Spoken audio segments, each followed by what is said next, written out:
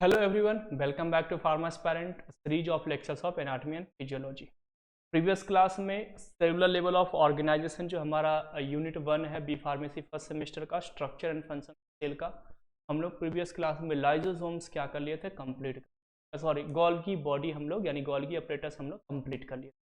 आज वाली क्लास में बेटा हम लोग स्टार्ट करेंगे माइटोकॉन्ड्रिया, यानी आज हम लोग माइटोकॉन्ड्रिया और इनसे रिलेटेड जो इनके स्ट्रक्चर से रिलेटेड पॉइंट होंगे, इनके फंक्शन से रिलेटेड जो पॉइंट्स होंगे उनको हम लोग कंप्लीट करें। माइटोकॉन्ड्रिया मींस तो it is rod shaped structure found in cytoplasm of all eukaryotic cell except then mammalian RBC.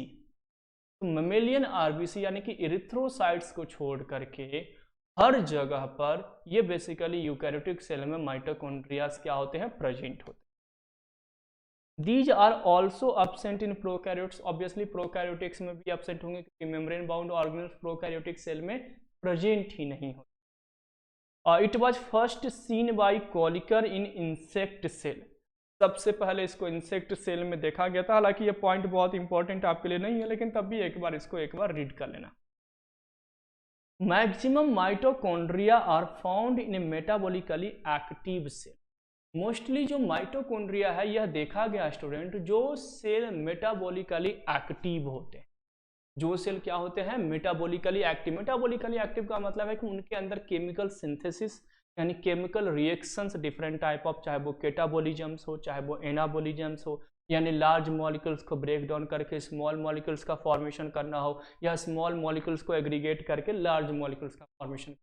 तो वैसे सेल में बेसिकली माइटोकॉन्ड्रिया को ज़्यादा देखा गया। वैसे सेल में माइटोकॉन्ड्रिया को क्या किया गया है, ज़्यादा देखा गया है।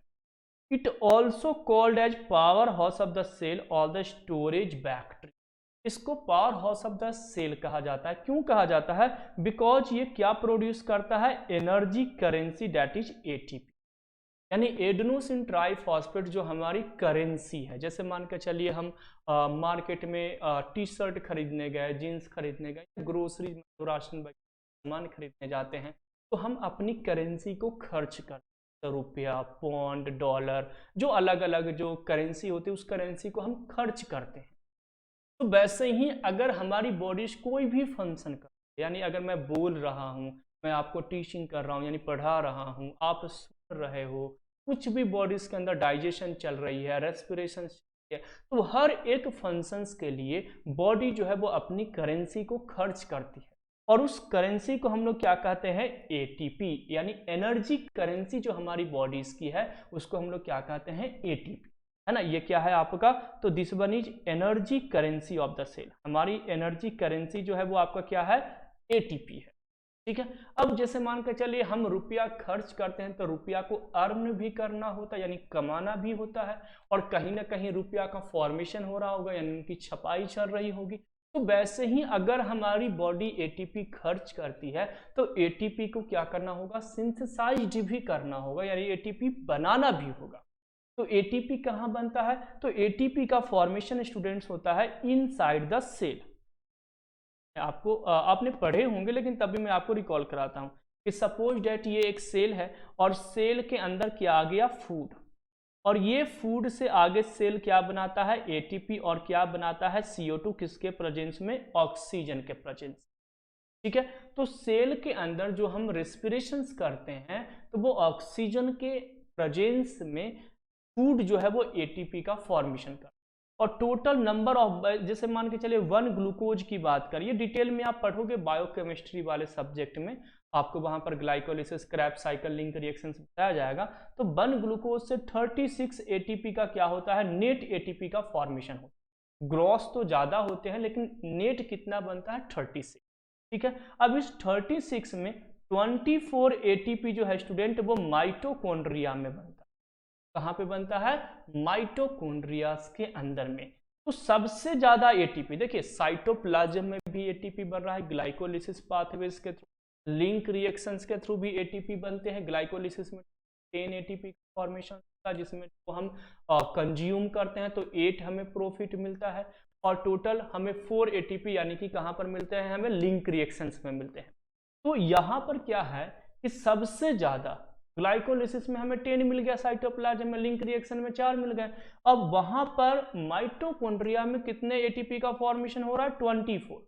तो सबसे ज्यादा एटीपी कहां पे बन रहे हैं? माइटोकॉन्ड्रिया में। इसलिए माइटोकॉन्ड्रिया को क्या कहा जाता है student? Power house of the cell, यानी सबसे ज्यादा पावर यानी सबसे ज्यादा एनर्जी का फॉर्मेशन कर रहा है माइटोकॉन्ड्रिया कर रहा है। ये टोटल 24 एटीपी का फॉर्मेशन कर रहा है, दैट्स वाई इसको power house of the cell कहते हैं।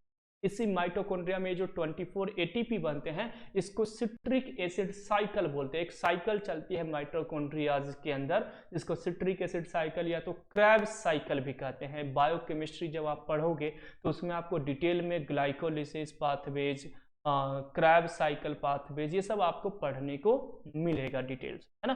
तो इसलिए इसको क्या बोलते हैं जी? तो power house of the cell बोला जाता है, या तो इसको स्टोरेज बैटरी, यहाँ पर एनर्जी है। इससे बैटरीज में हम क्या करते हैं? एनर्जी स्टोर करके रखते हैं। जैसे कोई व्हीकल्स है तो जितनी गाड़ी चलती है उसकी बैटरी उतनी ही चार्ज होती है, इनकेस कभी जरूरत पड़ती है तो वो बैटरीज ही उनको क्या करती है? सपोर्ट करती है। तो ये यहाँ पर कुछ इंपॉर्टेंट पॉइंट माइटोकॉन्ड्रियाज के हैं। कुछ और पॉइंट्स अब हम लोग डिस्कस करेंगे। नेक्स्ट पॉइंट क्या है बेटा स्टूडेंट्स माइटोकॉन्ड्रिया का? तो it is double membranous structure. Obviously chloroplast, mitochondria और न्यूक्लियस ये डबल मेम्ब्रेन्स ऑर्गेनेल्स हैं जो सेल के अंदर प्रेजेंट होते हैं। तो it is double membranous structures where outer membrane has specific proteins while inner membrane is folded inside the form of chambers called cristae। तो देखिए माइटोकॉन्ड्रिया में आपने इस टाइप के आपने ये पढ़े होंगे। जैसे ये आउटर मेम्ब्रेन है, ठीक है। इनर मेम्ब्रेन जो होता है इस टाइप से फोल्डेड होता है, जिसको हम लोग क्या कह रहे हैं? क्रिस्टे।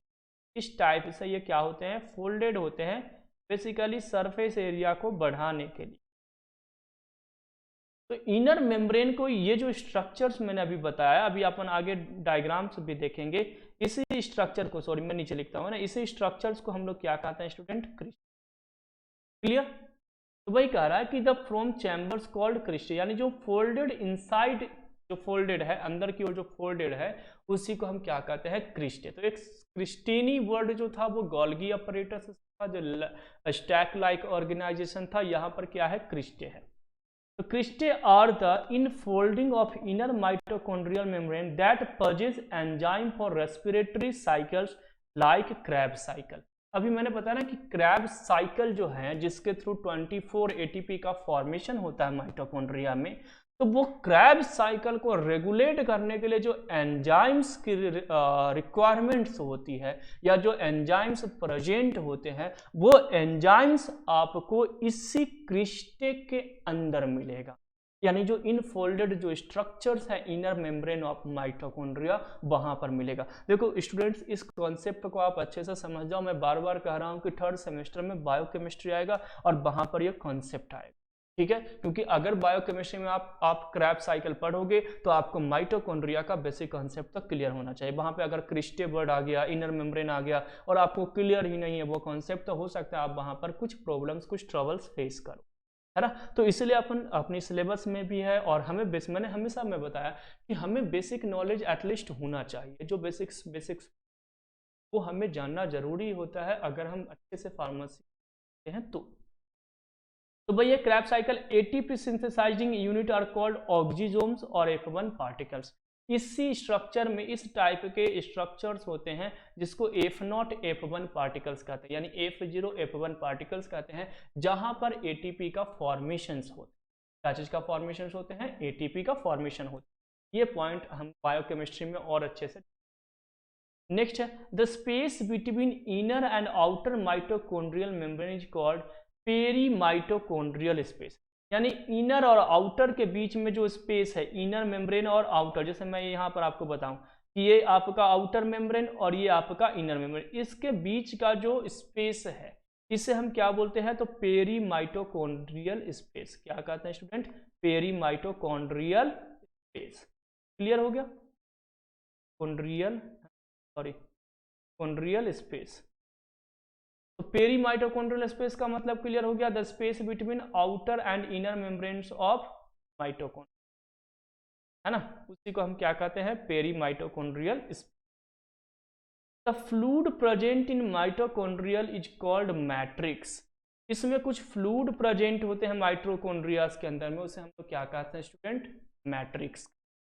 आई होप आपको ये भी कॉन्सेप्ट जो है वो क्या हो गया होगा, समझ में आ गया होगा माइटोकॉन्ड्रिया। अब इनके स्ट्रक्चर्स पे आते हैं कि माइटोकॉन्ड्रिया का स्ट्रक्चर्स कैसा होता है ना। तो देखिए माइटोकॉन्ड्रिया में सबसे पहले अपन आते हैं लैमेली वाला पोर्शन, यानी इनर मेम्ब्रेन्स जो है, इनर बाउंड्री मेम्ब्रेन। ये क्रिस्टने यहाँ पे देखिए ऐसे क्रिस्टे बना हुआ है इस टाइप का, है ना। तो ये इनर मेम्ब्रेन्स आपका आ गया, इसको क्रिस्टल मेम्ब्रेन्स कहते हैं। इसके अंदर जो फ्लूइड है उसको मैट्रिक्स, और इनफोल्डेड स्ट्रक्चर्स को हम लोग क्रिस्टे कहते हैं। आउटर मेम्ब्रेन्स हैं, कुछ पोर्स प्रेजेंट हैं, छोटे छोटे ओपनिंग्स प्रेजेंट हैं जिनको पोरिन्स कहा गया है। अच्छा, पोरिन्स जो होते हैं वो माइटोकॉन्ड्रिया में प्रेजेंट होते हैं और ग्राम नेगेटिव बैक्टीरिया में प्रेजेंट होते हैं। आने वाले टाइम पे जब आप 6th सेमेस्टर में जाओगे तो फार्माकोलॉजी में आप एक मैकेनिज्म ऑफ एक्शंस पढ़ोगे अमाइनो ग्लाइकोसाइड का, एंटीबायोटिक्स ड्रग्स के अंदर में, मेडिसिन के अंदर में, जिसमें पोरिन्स का रोल होगा।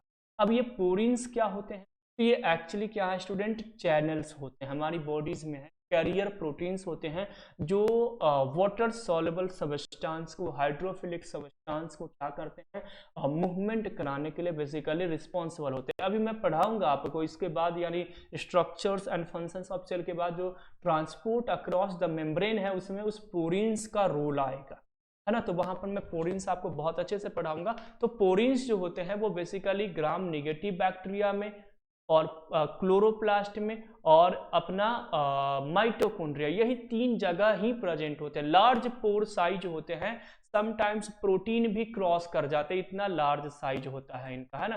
तो पोरिन्स हम लोग वहां पर क्या करेंगे, डिस्कस करेंगे। तो यही माइटोकॉन्ड्रिया में पोरिन्स शो कर रहे हैं कि यहाँ पे पोरिन्स है, छोटे छोटे ओपनिंग्स हैं जिसके थ्रू सब्सटेंसेस मूव करना चाहते हैं क्रॉस द मेम्ब्रेन, वो क्या कर सकते हैं, हो सकते हैं।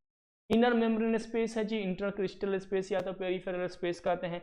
यहाँ पर देखिए ये जो क्रिस्टे है वहां पर एटीपी की सिंथेसिस होगी, इनके अंदर राइबोसोम्स प्रेजेंट है, माइटोकॉन्ड्रियल डीएनए भी प्रेजेंट है। तो ये एक डायग्राम्स आपको क्या हो गया, डीएनए का हो गया, और इस डायग्राम्स के थ्रू हम क्या कर सकते हैं, को अच्छे से क्लियर कर सकते हैं। तो माइटोकॉन्ड्रिया वाला जो कॉन्सेप्ट जो था, जितना एटलीस्ट हम लोग को जानना जरूरी था, वो कॉन्सेप्ट अपना कंप्लीट हो गया। नेक्स्ट क्लास में नेक्स्ट कॉन्सेप्ट को हम लोग स्टूडेंट्स कंप्लीट करेंगे। Thanks for watching फार्मास्पायर।